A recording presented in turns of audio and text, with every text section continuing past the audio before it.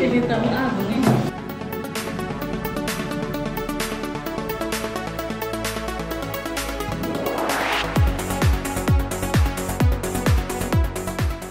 Nanti kan puskesmas Seba saja ya. Iya. Puskesmas Seba. Dan nanti ada pertemuan. Kalau perlu kita presentasi sekitar overview standar akreditasi, kita lihat gambaran pelaksanaannya seperti apa. Mungkin ada puskesmas yang ada mengalami kendala-kendala seperti apa, kita bisa diskusi sama-sama terkait kesiapan akreditasi. Dan saya berpikir ya, karena ini reakreditasi berarti teman-teman puskesmas sudah pengalaman. Ya, mungkin karena yang baru itu terkait dengan mutu, pengukuran, pelaporan, indikator mutu, tapi kita mungkin perlu lihat itu. Saya berpikir untuk saya tidak masalah ya, saya lihat itu. Silahkan ya, diskusikan. Kalau untuk 3 puskesmas yang dari yang survei yang menarik seperti itu, mereka ada online terus ya. dari pendampingnya gitu. Ya. Dari Bapak Alis.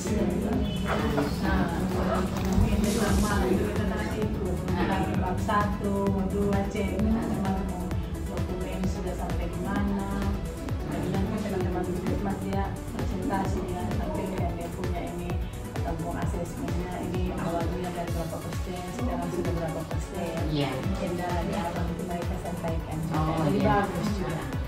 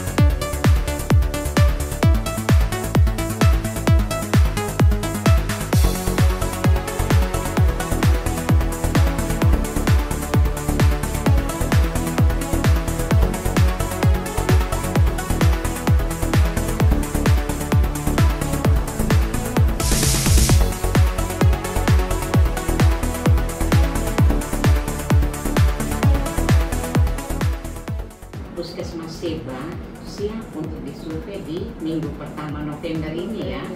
LPA-nya sudah dipilih, nakes pria siap, berarti kita sudah berpikir tim akreditasi Puskesmas Seba ini berarti sudah siap untuk mau maju. Jadi kesempatan ini kita sebenarnya ada kegiatan semacam pembinaan Bintek untuk akreditasi.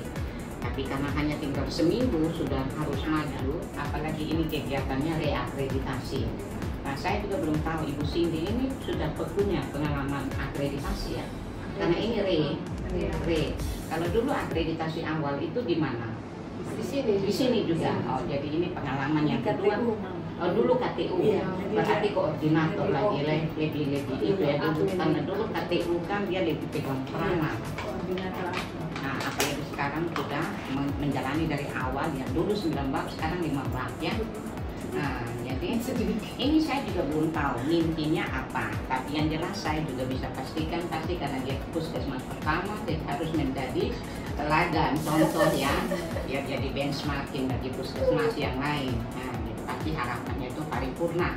Apalagi Ibu Cindy saya pengen tahu juga kira-kira ketersediaan gambaran SDM di sini ini nanti seperti apa, ada berapa banyak orang, gambaran dan kesiapan untuk memaju akreditasi. Dan kebetulan saya juga dibekali dengan adanya instrumen, ya, nanti kita akan isi sama-sama. Jadi di sini karena kepala langsung UKM esensial ya, UKM pengembangan, UKP jaringan dan jejaring, bangunan prasarana dan PJ mutu. Nah, pertanyaan saya, misalnya untuk keuangan masuk di mana SDM, kepegawaian umum itu tidak ada. Kalau misalnya ada link untuk KPU, ya kan KPU juga penunjukan SK kepala puskesmas sama seperti ini semua. Nah, itu link berarti bagian umum, bagian kepegawaian, bagian keuangan, bagian sapras itu masuk semua di KPU. Dan di link ini untuk terpencil kalau Permenkes itu tidak ada. Bangunan sarana prasarana dan alkes khusus untuk organisasi puskesmas. Kalau misalnya Ibu Cindy mengasuh ke Permenkes, ya itu pasti sesuai dengan Didinkes. Tinggal menetapkan lampiran surat saja. Suratnya berdasarkan SK Kepala Dinas, karena struktur organisasi yang ada di puskesmas harus mengacu ke struktur organisasi yang ditetapkan oleh Dinkes. Jadi dokumen yang dimaksud di bab 17 itu adalah dokumen salinan yang ada di puskesmas. Iya kan? Dokumen salinan. Jadi bukan dokumen yang dibuat oleh puskesmas. Adakah struktur organisasi yang dipajang di sini? Satu nggak kasih turun ya? Ada Mau bikin yang baru.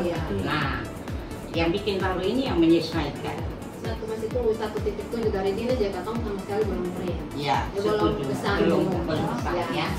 Dapat menetapkan organisasi puskesmas sesuai dengan ketentuan peraturan. Berarti ada struktur organisasi yang ditetapkan oleh Dinkes. Nah, Dinkes menetapkan kebijakan jadwal pembinaan terkait. Ada filenya ada. Ya hanya belum sampai di kita.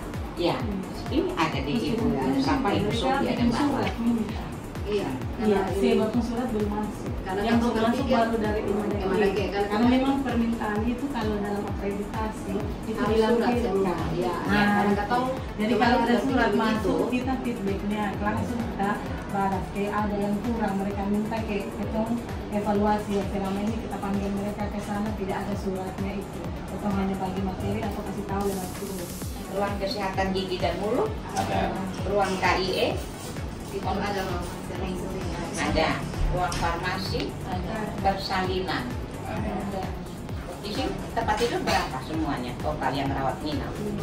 Oh, melebihi ya. Standarnya 10 ya. Ruang lab. Tulisan apa saja di sini?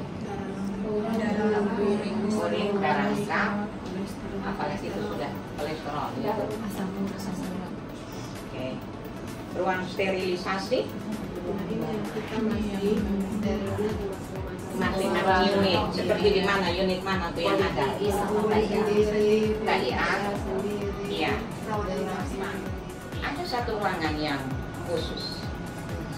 Nah, kumpulin itu semua dari unit-unit itu dipusatkan di situ. Dapur?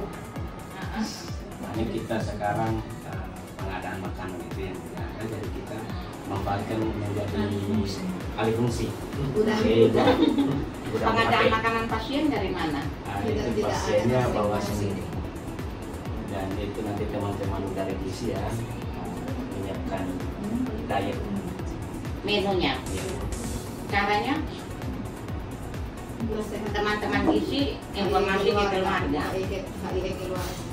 Oh, untuk bawa makanan seperti itu ya. Emang tidak tersedia ya? Tidak tersedia untuk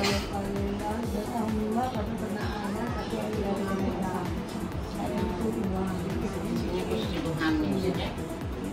Anggaran untuk makan minum tidak ada. Di sini harusnya puskesmas menyiapkan, karena puskesmasnya rawat inap. Iya, kan itu kan dianggarkan dan masuk dalam klaim juga kan untuk rawat inap itu. Di sini rawat inap klaimnya berapa satu? Yang rawat inap umum? Rawat inapnya 120. 120. 120 kan bisa makan pagi siang malam. Atau itu hanya biaya perawatan yang fisik ya? Nanti dulu. Mungkin bisa dipikirkan untuk ke depannya ya, untuk semua puskesmas yang rawat inap itu kan. Kalau misalnya pasien yang dari jauh, gimana mereka mau menyiapkan makan dari mana? Harus beli kan? Adakah ruang khusus penyimpanan tabung O2? Belum ada, tapi dalam proses sudah ini kemarin semua untuk dibuatkan. Rencana mau las besi untuk kurung itu tabung oksigen seperti itu. Iya. Jadi yang isi ya, Kapan selesai itu? Sebelum akreditasi datang. Septic tank yang tersambung ke IPAL tidak ada ya. Genset, listrik PLN 24 jam, genset tersedia berapa KPA? Terakhir melihat aplikasi Aspak itu kapan? bulan lalu yang penanggung jawab dari Ya, jadi orang Dinkes datang tugasnya Pak sudah input, kalau mencocokkan berarti validasi. Ya, jadi input dengan validasi harus 100%. Tapi untuk kesesuaian data Aspak sesuai dengan pelayanan yang ditawarkan itu sudah lengkap atau belum? Misalnya Aspak di UGD berapa? Ada semuanya baik dan berfungsi atau tidak? Aspak di Rajal bagaimana? Di rawat inap bagaimana? Di apotek bagaimana? Data terakhir berapa persen harus tahu ya, dan buktinya nanti ditunjukin. Misi puskesmas hafal ya, karena misi sendiri sih.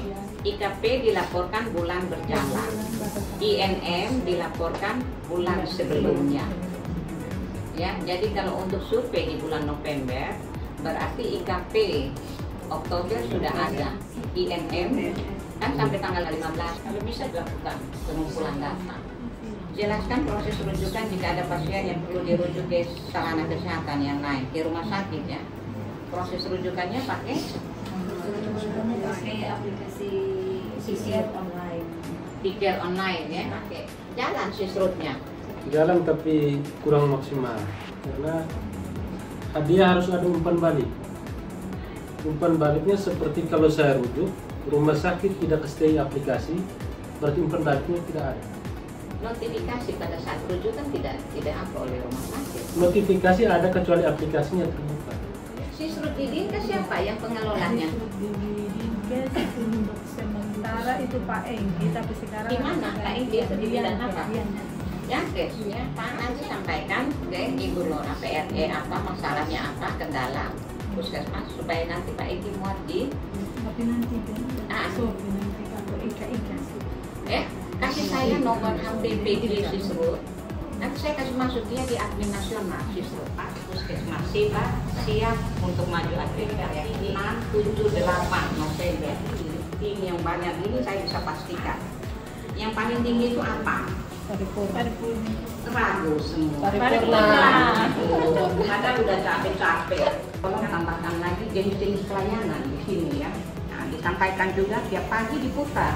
PR-nya Dinkes juga dan PR-nya puskesmas untuk lebih banyak lagi gencar dengan stakeholder ya, advokasi ke stakeholder bagaimana supaya bisa IPAL itu untuk puskesmas itu ada atau minimal pengelolaan limbah ada itu seperti apa mungkin karena belum ada karena masalah limbah kalau sudah sampai ombudsman itu risiko berat. Nah, Dinkes juga sudah berproses untuk pemenuhan elemen penilaian yang diminta di dokumen.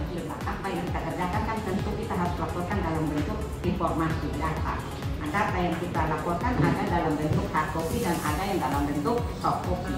Di SK ini program prioritas itu apakah kegiatannya ini harus sama dengan di profil indikator mutu ataukah ya berbeda? Indikator mutu prioritas Iya. ya. Untuk indikator mutu di puskesmas ada 3 ya. 1 indikator nasional mutu. Ada berapa indikator nasional mutu? 6. Ada 6. Kemudian ada indikator mutu prioritas puskesmas IMPP. Ada juga indikator mutu unit pelayanan. Pertanyaan saya dulu, untuk indikator nasional mutu, sudahkah dilakukan pengukuran? Sudah? INM sudah? Sudah. Sudahkah dilakukan pelaporan? Melalui aplikasi? Sudah. Sejak kapan? Juli. Jadi nanti untuk aplikasi adanya mulai Juli, tapi hard copy adanya mulai Januari. Pertanyaan saya, IKP ada laporannya? Ada. Saya hanya punya satu kata. Maju tak gentar, gentar pun tetap maju, karena saya bisa yakin paripurna untuk kita. Kita bisa terus untuk mempertahankan, menjaga mutu dan meningkatkan mutu di puskesmas kita dengan sasaran yang banyak, jumlah desa yang banyak, termasuk jumlah tenaga yang besar, kami mampu menghasilkan sesuatu yang hebat, yang luar biasa. Mohon dukungan doanya dari semua di provinsi dan juga di Dinkes. Terima kasih sudah hadir di sini. Oke, kita tepuk tangan.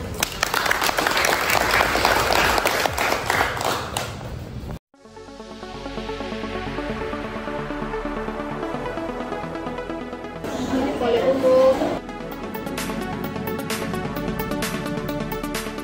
ini Ibu Dokter.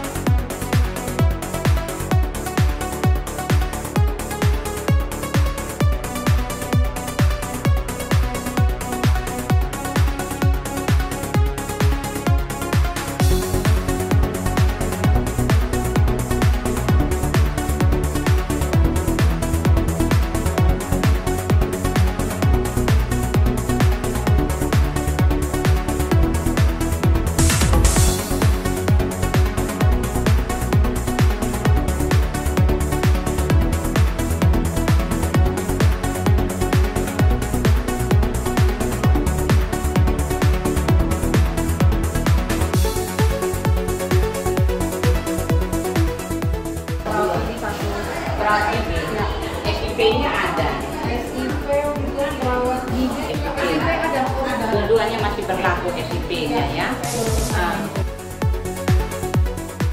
Di sini kalau SPO, SOP-nya ada. SOP semua lengkap. Bantuan pelayanan ada.